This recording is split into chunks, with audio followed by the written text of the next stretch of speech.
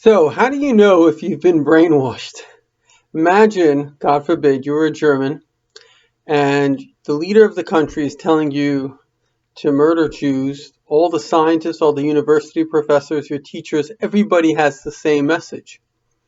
So, is it the right thing to do? Is the leader wrong? Are your parents wrong? If you're a kid growing up, let's say in Gaza, your imam, and this applies to hundreds of millions of people, inside the Quran, it says over 30 times murder Jews and Christians. Are they all wrong? Your whole society, are they all wrong? So it's very easy to stand on one side of the fence and say, well, obviously murder is wrong.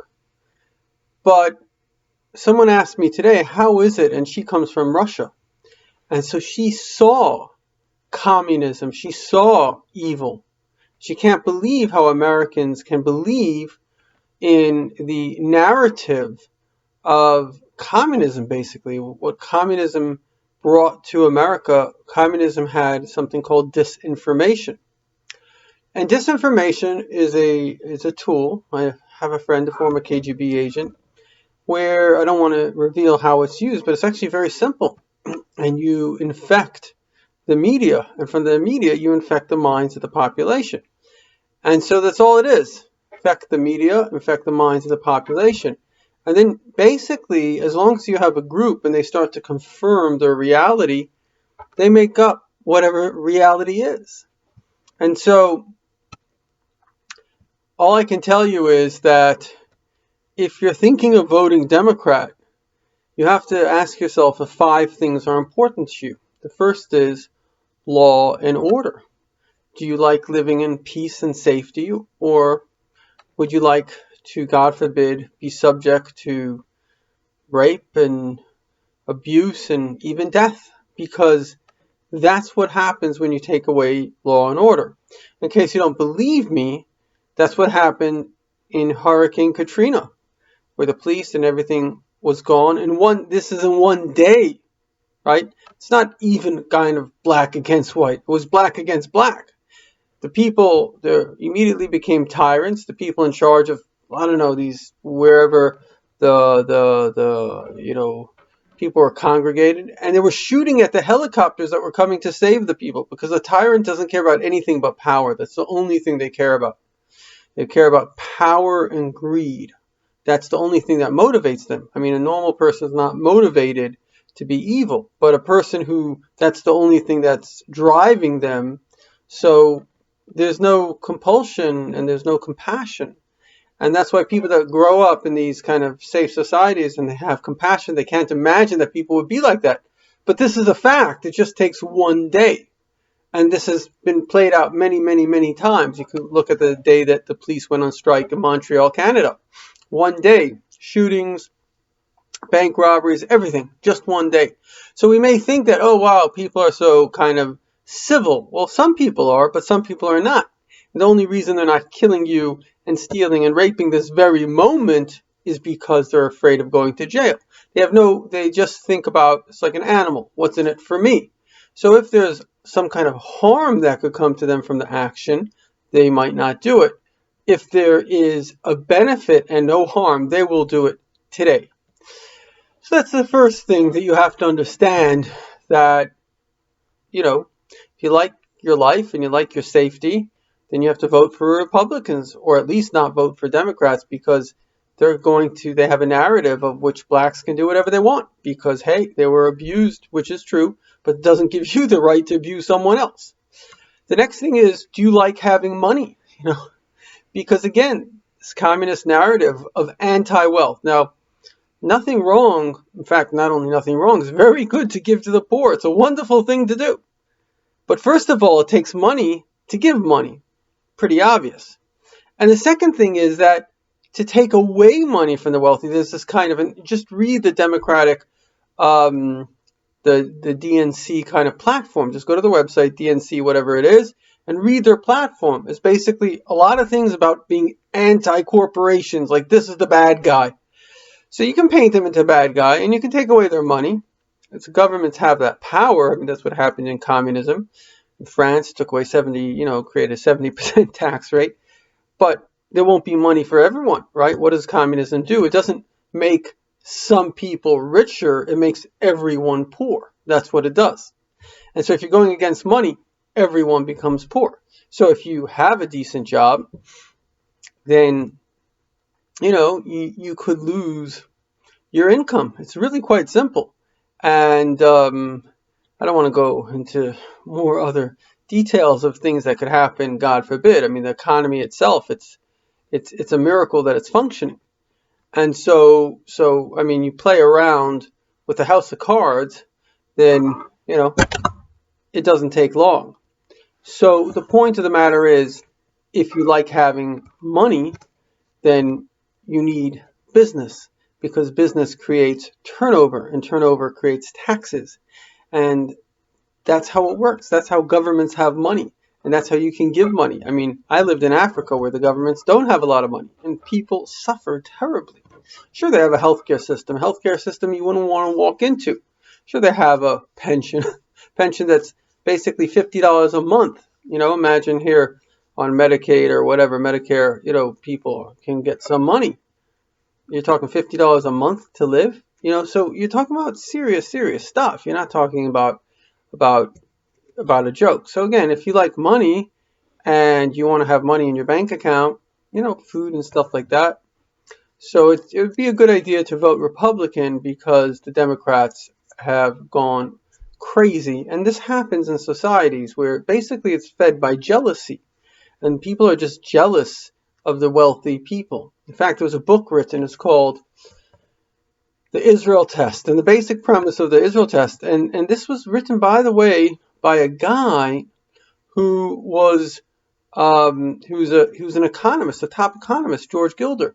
And his basic thing is that why Jews and kind of Americans get along is because they're not jealous. And here's the way you're jealous. Imagine somebody's rich. How do you feel about him? So if you want to tear him down, you've failed the test. Because what's really going on, it's not really about the money, it's about the self-esteem. Because what are we really jealous of? We're jealous of dignity. We're jealous of self-esteem. We're jealous of pride. We're jealous of self-love. And we imagine that the guy that has money has that. Whether they do or don't is another question. But we imagine that they have that. And therefore the person that's jealous wants to tear them down. So it has nothing to do with feeding the poor. Obama has a half-brother. So this big kind of socialist, the guy's living in a shack in Africa. Now, I've been to Africa. I know what shacks in Africa. You can't even imagine what living in a shack in Africa. He's got a brother living in a shack in Africa. So you tell me he cares about the poor? He doesn't care about his own brother. So it's not about the poor. It's about destroying the wealth.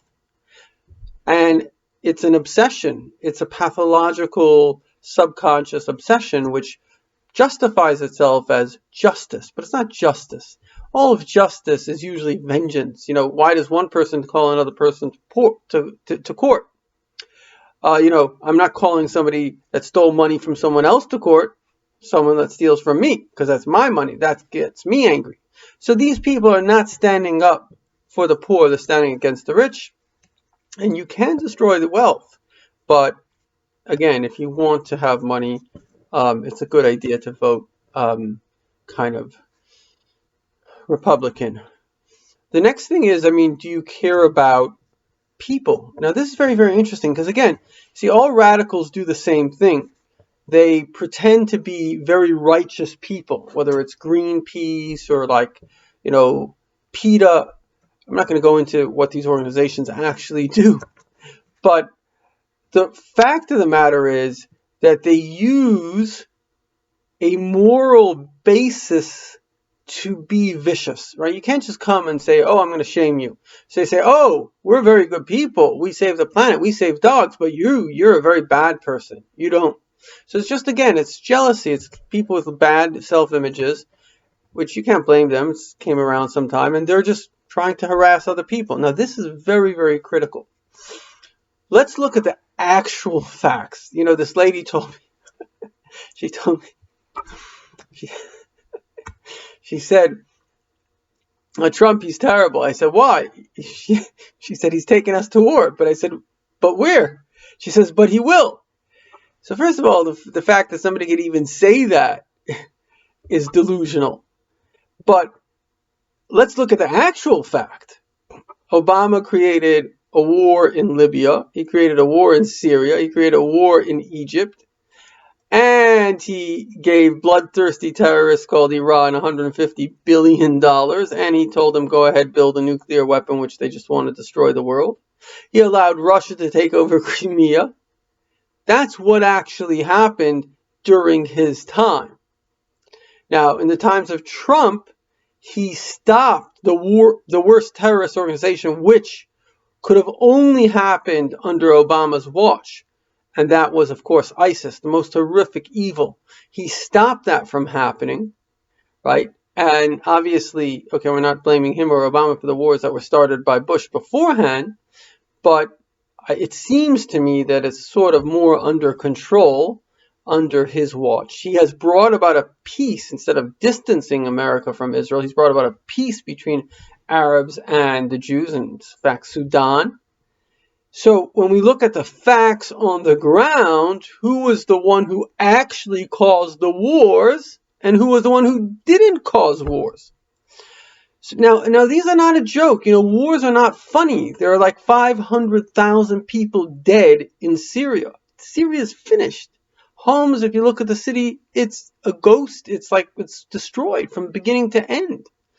What is it? 50 million people, refugees. You know what that means? It's a disaster. They're fleeing through. It's a disaster, a total disaster. It's from one country. In Libya, the way they're killing, I forgot Yemen. Yemen, I don't know if that was his fault or not, but he sort of started the process. And the point is that ISIS, the worst evil possible, it all happened from him. And so you're saying, okay, so this is the good guy? The guy that's created the wars? So something's wrong with this picture. You have to understand. If you think that the guy that actually made the wars is the good guy, and the guy that actually made peace is the bad guy, so that means you don't think straight. It's very simple. You're being fed a lie which you have bought into. And so what's going to happen if Biden gets elected? Very simple. The wars are going to come back because you think those terrorists died? They didn't die. They didn't go away. It's like a snake in the grass. He's just waiting. They're waiting to pounce. They're waiting to come back. We're talking hundreds of millions of people. Now, to the discredit of both Republicans and Democrats, I don't know why we're building nuclear weapons for Saudi Arabia, which again is a prime sponsor of terrorism. And we're giving weapons of mass destruction to our Arab friends. I think both sides are wrong, totally wrong for that. But be that as it may, we do see as a fact that under strong presidents, people are afraid. The evil people need to fear us. They don't need to like us. When evil likes you, you've got a problem. When you're getting awards from terrorists and when they like you, that means they empathize. They think you're like them. That's a bad sign. When terrorists hate you, when they want you out of the White House, that's a really good sign. When Iran is trying to get Biden elected, that's not a good sign. Again, Iran is planning on killing you. They really are. I know it's hard to imagine, but they're really planning on doing this. I'm a Jew. We've gone through 4,000 years of craziness. And here's the thing. You're a Jew too. Because what is a Jew? A Jew is a person with a good heart, and you have a good heart. And that's what the bully is jealous of. He's jealous of the good heart, self-esteem, self-respect, self-love. And so they are planning on killing you, and they just need the means. That's all they need. They just need the nuclear weapons, and they're going to get it. Under Biden, they're going to get those weapons. So, again, this is a besides you, it's much bigger than us. It's the effect of every single person in the world. Now, there are two other issues that what you're actually voting about. So, one issue, and I happen to have studied about this, and global warming is real. Let us not kid ourselves, global warming is real. And there's no question about it that the Democratic Party will do a lot more for global warming than the Republican Party. However, The Democratic Party's approach to it is radical. And if you're speaking about getting rid of oil, you're speaking about, as someone said, that, whenever oil prices go up, the price of all commodities go up. So God forbid, my brother lived in Geneva. They were paying $4 for a bottle of water. The point is that there are a lot of blessings in our lives, and they depend on other factors. So there's no question about it that we should be taking care of the environment. 100% agree. But if you go radical on the approach, suddenly your bottle of water can cost $4 because the price of oil skyrockets. Under Obama, it was hitting $3 a barrel, right? Under Trump, it's under $3. It's more in the $2 thing. A gallon. So you're talking about something very serious. And then finally, this is very interesting because people think that under Biden, COVID is going to somehow be taken care of. It's going to be the same problem because what is the approach of the Democrats? They only have one approach. There's only one tool in their toolkit, and that's shut everything down. So what do you think is going to happen when everything's shut down? Well, there's depression, there's suicide, there's domestic abuse, there's anxiety. I work a little bit in the mental health field. It's a disaster. It's a total disaster. And so, will you perhaps have less COVID impact? Perhaps. I think that Trump will be much better in terms of getting a vaccine. He's working much harder and quicker. Will the Democrats take that vaccine? You need a 60% rate for people to take. I don't know. But one thing I can tell you is this, that do you want to live under tyranny? Because the Democratic Party took its manual from Obama, and Obama was a tyrant. And the proof that he was a tyrant, and again, you see the same thing as people accuse Trump of being a tyrant. But I'll say, how was he a tyrant? Give me a proof that he was a tyrant. What did he do that shows that he was a tyrant? And you say, oh, he's a racist. First of all, you don't know if he is or he isn't. But second of all, how is he a tyrant? We're not talking about what he believes he holds, but an actual fact. How is he a tyrant? And the answer is that Obama, literally, he put somebody in jail for making a video against Islam. You can look that up. So you talk about somebody that didn't believe in human rights, right? He didn't believe that people had the right to have their own opinion. He says, I am right, you are wrong. That's the whole Obamacare idea. I am right, you are wrong, pay it. Now, let's say he is right. Could be he is right. But he's still a tyrant because the way he's implementing his goals are tyrannical. And that is what the Democratic Party has picked up.